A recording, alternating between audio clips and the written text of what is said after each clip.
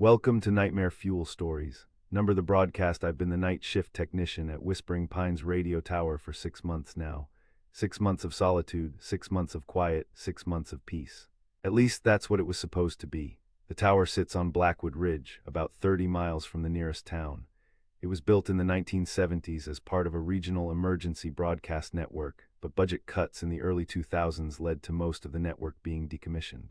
Whispering Pines remained operational technically, though its primary purpose became relaying weather data and serving as a backup transmission point for the county's emergency services. My job is simple. Monitor the equipment, perform routine maintenance, and ensure the automated systems continue functioning properly.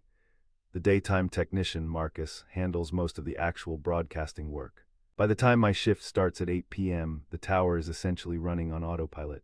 The station itself is a 3-story concrete structure with a basement level. The first floor houses the break room, bathroom, and storage. The second floor contains the main control room and a small office. The third floor is mostly equipment, backup generators, air conditioning units, and access to the actual tower ladder. The basement holds more storage, the main circuit breakers, and an emergency shelter from the Cold War era. I applied for this job because I wanted isolation. After my fiancée Ellie died last year, I couldn't stand being around people anymore. Their sympathetic looks, their awkward attempts at conversation, their inevitable questions about how I was holding up. The night shift at an isolated radio tower seemed perfect. Just me, the equipment, and the vast wilderness surrounding the ridge. The first few months were exactly what I needed. I'd arrive as Marcus was leaving, exchange a few words about any issues that needed attention, and then settle in for 12 hours of peaceful solitude. I'd perform my checks, read books, watch movies on my laptop, and occasionally step outside to smoke and stare at the stars. The quiet was healing. Then, 3 weeks ago, something changed. I was performing a routine check of the broadcast frequencies when I noticed an anomaly on the readout. One of our unused frequencies, 91.3 FM, was showing activity. Not strong, just a faint signal bleeding through. I assumed it was interference from another station, maybe atmospheric conditions causing distant signals to bounce our way. I made a note to tell Marcus about it, then continued my rounds. The next night, the signal was stronger. Strong enough that I could actually tune in and listen. At first, there was nothing but static, but underneath it, I could hear something else. A voice, maybe. It was too faint to make out any words, just the cadence of human speech beneath the white noise. I spent an hour trying to clean up the signal, adjusting our equipment to get a better reception. Nothing worked. Eventually, I gave up and returned to my book, making another note for Marcus. The following morning, I mentioned it to him as he arrived to relieve me. 91.3, that's been dead for years, he said, frowning. Probably just interference from Oakville. Their college station broadcasts on 91.5, and sometimes when the weather's right, signals can bleed over. Maybe, I said, though I wasn't convinced. The pattern didn't feel like random interference. Just thought I should mention it, Marcus shrugged. I'll check it out during my shift, probably nothing. When I returned that evening, Marcus had left a note, checked 91.3, no signal detected during daylight hours. Probably atmospheric bounce, like I said, nothing to worry about. But that night the signal was back and stronger. This time I could make out words beneath the static, a woman's voice soft and measured as if reading from something. 17 miles east of the junction, follow the old service road. The trees will guide you, they always have. It faded back into static before I could hear more. I tried recording it, but when I played back the recording, there was nothing but white noise. I checked our broadcasting equipment, wondering if somehow we were accidentally transmitting on that frequency, but everything showed normal operation. According to our systems, 91.3 FM was completely dormant, yet I could hear it.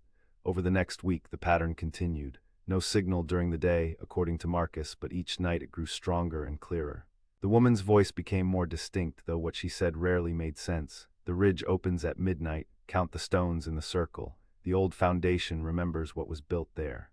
Blood is the key that turns in the lock. I began to dread my shifts. Something about that voice, its calm, measured tone contrasted with the nonsensical, often disturbing content, set me on edge.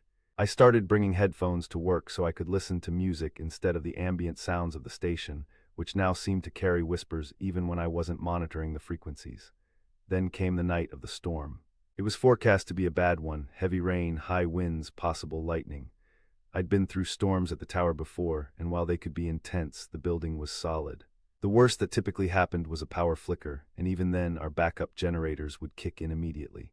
The storm hit around 11 p.m. Rain lashed against the windows, and wind howled around the tower's structure, creating an eerie, moaning sound. I was in the main control room, monitoring the weather updates and ensuring our equipment was functioning properly despite the conditions. At 11:47 p.m., the power went out. The emergency lights came on immediately, bathing the control room in a dim red glow. I waited for the generators to kick in, but seconds passed, then a minute, and the main power remained off. That wasn't supposed to happen. I grabbed my flashlight and headed downstairs to check the generators. The stairwell was dark except for the cone of light from my flashlight and the faint red glow of emergency lights at each landing. As I descended, I could have sworn I heard footsteps on the stairs above me, but when I turned to look, there was nothing but darkness.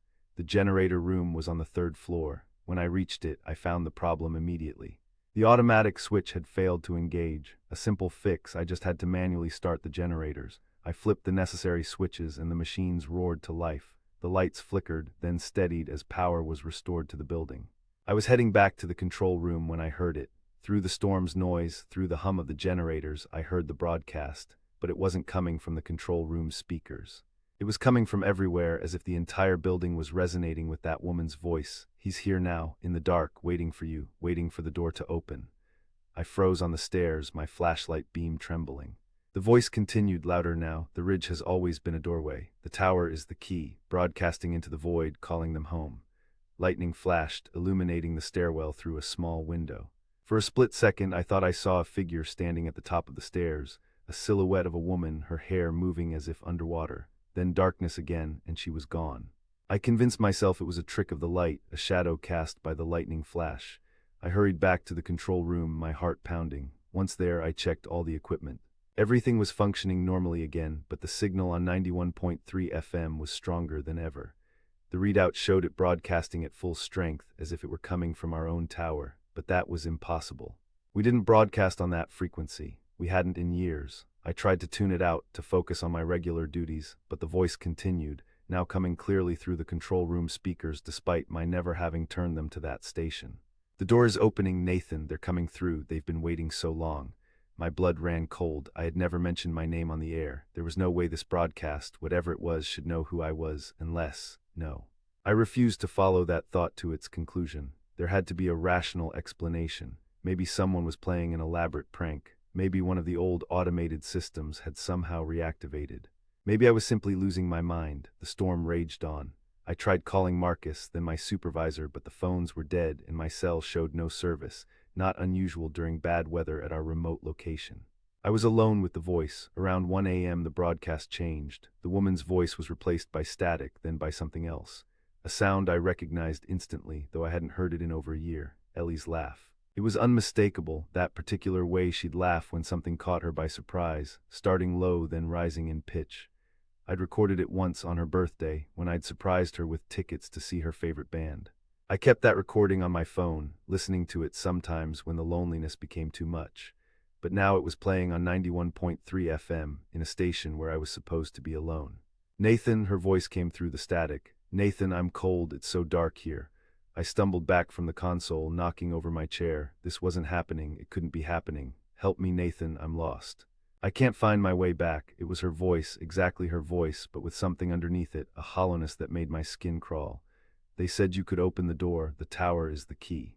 The broadcast is the lock." I ran from the control room, down the stairs to the 1st floor. I needed to get out, to get to my car, to drive away from this place. But when I reached the main entrance, I found it wouldn't open. The handle turned, but the door itself seemed fused to the frame, as if it had been welded shut. I tried the emergency exit with the same result. I was trapped inside. Lightning struck nearby, close enough that I felt the building shudder. The lights flickered again, and in that moment of near darkness, I saw her, Ellie, standing at the end of the hallway, but it wasn't really her. Her skin was too pale, almost translucent, and her eyes.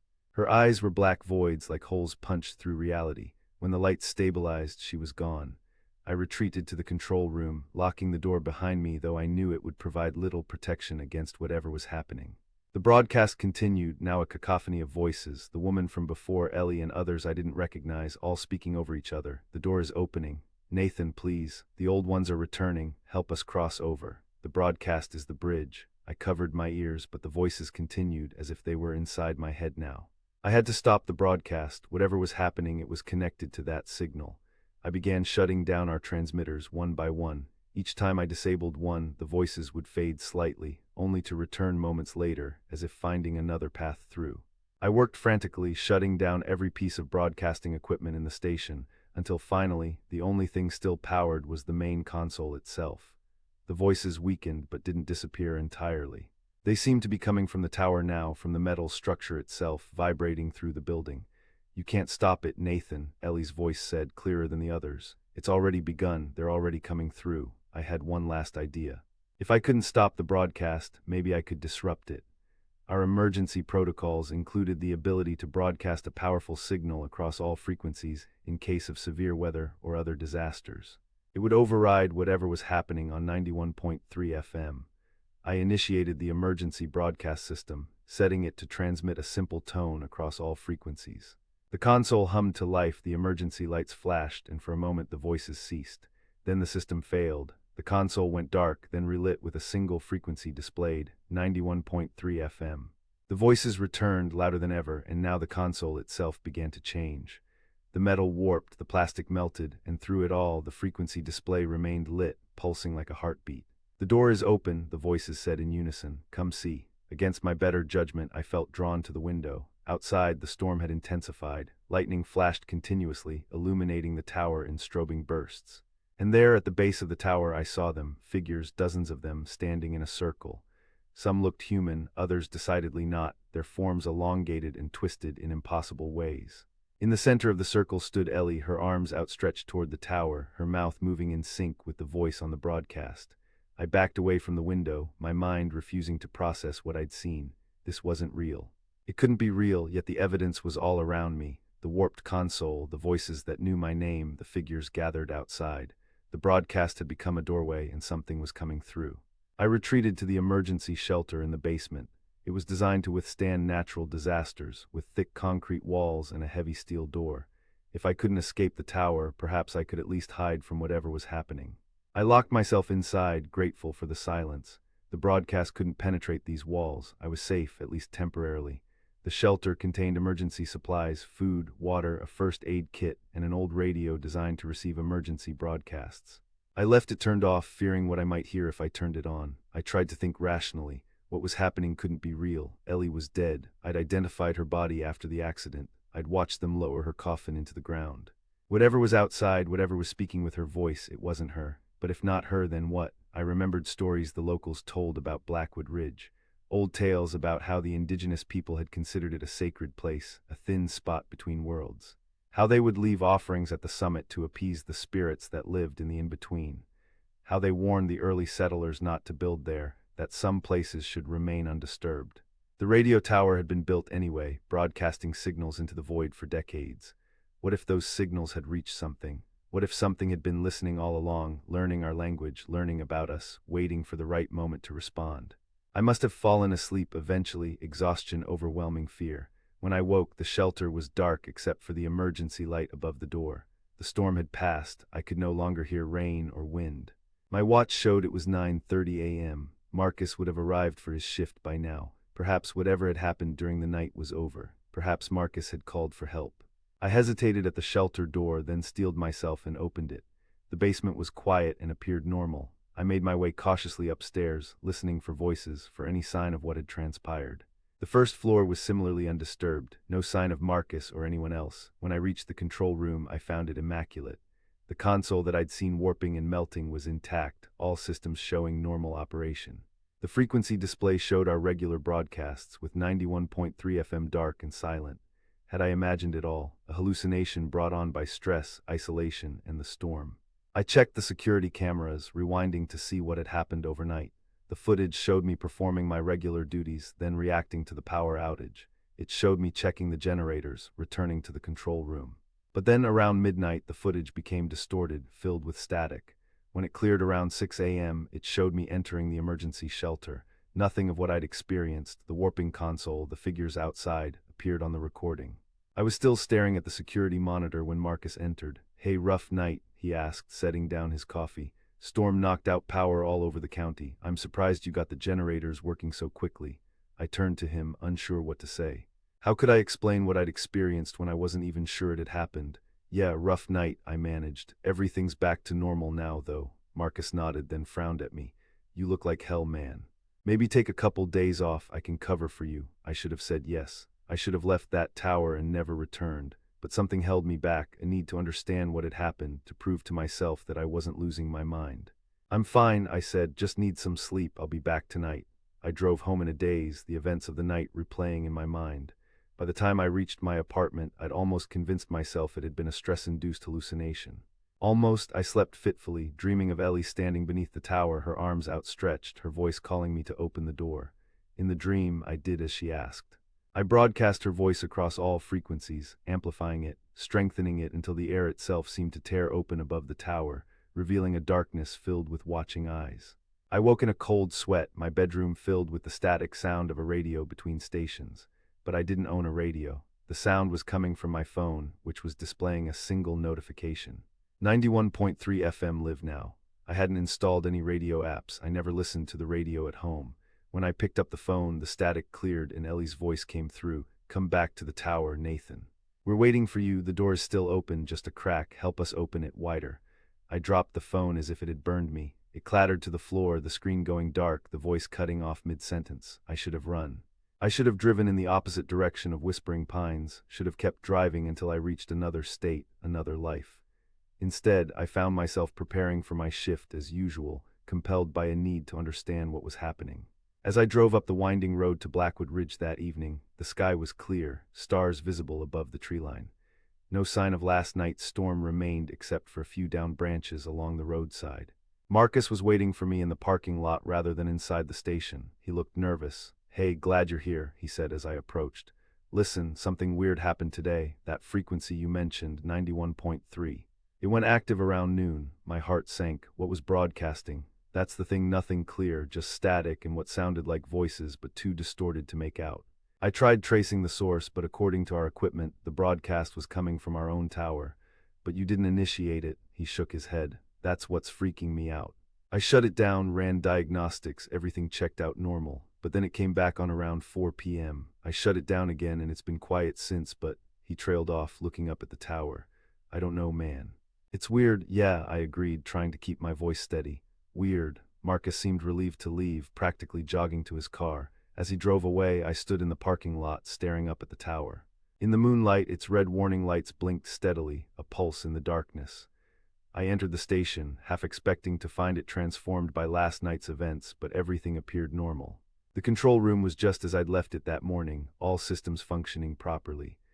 I performed my regular checks, tensing each time I approached the broadcast console, but 91.3 FM remained silent. Hours passed without incident. By 2 a.m., I'd almost convinced myself that nothing would happen, that perhaps whatever had occurred was truly over.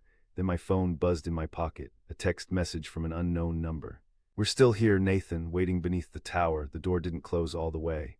I blocked the number immediately, my hands shaking. Minutes later, another message from a different unknown number. You can't block us out. We've found the way in now, thanks to you. I turned off my phone entirely, but as soon as I did, the console speaker crackled to life. 91.3 FM was active again, the signal strength indicator maxed out. Nathan, Ellie's voice filled the room. I'm cold, it's dark here, but I can see the light now through the crack in the door. I can almost reach it. I backed away from the console, but her voice followed me, now coming from the ceiling speakers, from the emergency radios, from every electronic device in the room. They showed me how to find you, how to reach through the broadcast. They've been trying for so long, Nathan. Decades of sending their voices into the void, hoping someone would hear. And you did. You listened. You're not Ellie, I said aloud, my voice breaking. Ellie is dead, dead. The voice laughed, and it was her laugh, exactly her laugh. Death is just another doorway, Nathan, another frequency. I crossed over, and now I can help them cross too. All they need is a stronger signal, a beacon to follow home. The console began to change again, just as it had the night before. The metal warped, the plastic melted, but this time it wasn't dissolving. It was reshaping itself into something new, something that resembled a door complete with a handle. Open it, Ellie's voice urged. Open it and I can come home. Part of me wanted to, part of me, the part that had been empty since Ellie died, wanted desperately to believe it was really her, that I could bring her back by simply opening that impossible door. But another part knew better. Whatever was speaking with Ellie's voice, whatever had reshaped the console, it wasn't her. It was something else, something that had found a weakness in the barrier between worlds and was using my grief as a way to widen that breach. I ran from the control room, slamming the door behind me, though I knew it wouldn't keep out whatever was happening. I needed to stop the broadcast, to cut off the signal completely. The only way to do that was to disable the tower itself. The access to the tower was on the 3rd floor. I raced up the stairs, Ellie's voice following me through the building's speaker system. "You can't stop it now, Nathan. The door is already opening, they're already coming through, look outside." I didn't want to, but as I passed a window on the stairwell, I couldn't help glancing out. The clearing around the tower was filled with figures, just as it had been during the storm. But now I could see them clearly in the moonlight, and the sight froze me in place. They weren't human. They had the general shape of humanity, heads, torsos, limbs, but the proportions were wrong. Some were too tall, their limbs elongated like shadows at sunset. Others were squat, their heads too large for their bodies. And all of them were looking up at the tower, at me, their faces, if you could call them faces, expectant. In the center of the circle stood Ellie, or something wearing Ellie's form. She looked almost normal, except her movements were too fluid, as if she were underwater, and her eyes reflected the moonlight like an animal's. She raised her hand and pointed directly at me. All the other figures turned to look. I tore myself away from the window and continued up to the 3rd floor. The access door to the tower was locked, as it should be, but the key was kept in a box nearby. My hands shook as I retrieved it and unlocked the door. The night air hit me as I stepped onto the maintenance platform. From here, a ladder led up to the broadcast equipment at the top of the tower. The wind was stronger than I expected, whipping around the structure and making the platform sway slightly. I began to climb, my goal clear. At the top of the tower was the main broadcast antenna. If I could disable it, the signal would stop. Whatever connection had been established would be broken. The climb was terrifying. The ladder seemed to go on forever, each rung taking me higher above the ground, more exposed to the wind that threatened to tear me away from the tower's side. But I kept climbing, driven by the need to end this, to close the door that I'd somehow helped open. When I finally reached the top, I found the broadcast equipment housed in a small, weatherproof box. Inside was a tangle of wires and components that controlled the signal transmission. I wasn't an engineer, but I knew enough to know that disconnecting the main power supply would shut it down. As I reached for the wires, Ellie's voice came from behind me. "It's too late, Nathan." I turned, nearly losing my balance on the narrow platform. She was there somehow, standing on nothing, floating in the air beside the tower. Up close, the illusion of humanity was even less convincing. Her skin rippled like water, and behind her eyes I could see something else looking out, something ancient and patient. "The door is already open," she said, her voice no longer coming through speakers but directly from her impossible mouth. "They're already here." I looked down at the ground far below. The figures had moved closer to the tower, forming a tighter circle. Some had begun to climb the structure itself, their elongated limbs wrapping around the metal struts, pulling themselves up with inhuman speed. "What are they?" I asked, my voice barely audible over the wind. "Travelers," Natalie replied. "Explorers. They've been trying to reach this world for so long. Your broadcasts, your signals sent into the void, they've been following them home like ships following a lighthouse. And you. What are you?" Her form rippled again, and for a moment I saw something else beneath Ellie's features, something with too many eyes, too many mouths. "I am the door," she said, or rather, what came through the door first. "Small enough to slip through the crack you created, but now the door will open fully, and they will all come through."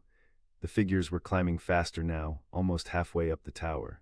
I turned back to the broadcast equipment, tearing at the wires desperately. Sparks flew as connections broke, and I felt the whole structure shudder. "It won't matter," Natalie said. "The broadcast has already done its work. The frequency has been established, the door will remain open."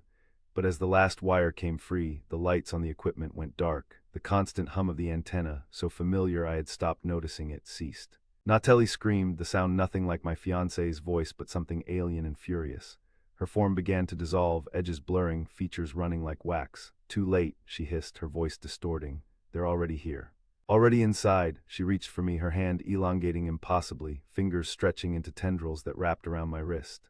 Her touch was cold, like being plunged into icy water, and where she touched me, my skin began to change, to ripple like hers. I yanked my arm free and stumbled back, nearly falling from the platform. The climbing figures had almost reached us now, their impossible forms visible in the moonlight, reaching up with two long arms. With no other escape, I began to climb back down the ladder, moving as fast as I dared. Above me, Ellie's form had fully dissolved into something I couldn't comprehend, a shifting mass of darkness that seemed to bend the light around it. I was halfway down when my foot slipped. I caught myself on the rung above, but my grip was weakening my right arm, where Natalie had touched me, feeling numb and strange. Looking down, I saw the ground was now covered with the figures, their forms merging and separating like a living carpet. There was nowhere to run, even if I reached the bottom safely. I looked at my arm and saw the skin rippling, changing, becoming like theirs.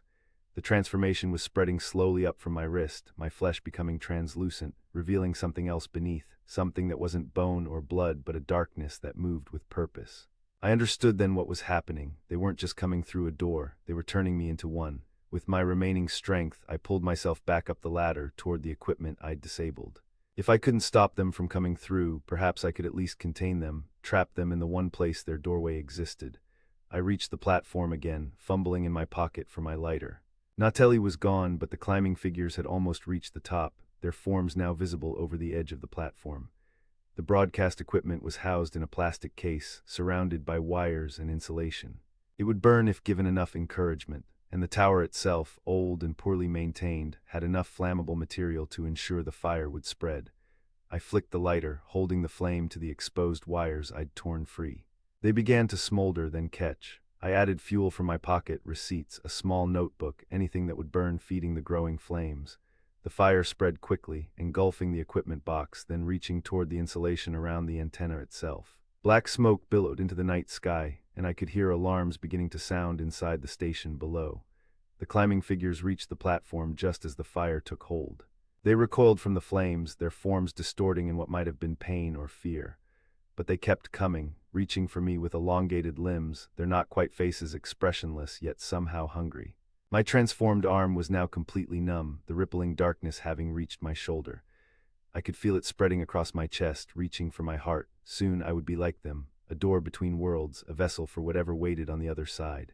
The fire was spreading down the tower now, following trails of old wiring and dried insulation. The whole structure groaned as metal expanded in the heat, threatening to collapse. I had one last choice to make. I could let them take me, become whatever they were turning me into, or I could ensure this doorway closed permanently. I chose fire. As the flames reached my clothing, I felt a strange sense of peace. The pain was distant, as if happening to someone else. Perhaps it was, perhaps I was already more them than me. The last thing I saw before the tower collapsed was the night sky above, filled with stars. And between those stars, in the darkness that wasn't just absence of light but something alive and watching, I thought I saw other doorways opening, other towers broadcasting into the void, other beacons calling them home. They were already here, they had always been here, waiting for someone to tune to the right frequency, to open the door just a crack. And somewhere on another frequency I couldn't hear, I knew Ellie was waiting too, the real Ellie, lost in the static between stations, trying to find her way home. As I fell with the burning tower, I hoped she would find a better door than the one I'd opened. The fire department found my body the next morning, badly burned but recognizable. At least, that's what the reports say. They ruled it an accident, equipment malfunction leading to a fire, poor safety protocols leading to my death. They rebuilt the tower eventually, with better equipment, stronger safety measures. The new night technician has reported no unusual broadcasts, no strange frequencies coming to life in the darkness. But sometimes, if you drive up to Blackwood Ridge on a clear night and tune your car radio to 91.3 FM, you might hear something beneath the static. A voice, distant but clear, speaking words that make no sense yet feel important, urgent. And if you listen long enough, you might hear my voice too, warning you to change the station, to stop listening, to drive away while you still can. Before you become a door, before they find you too.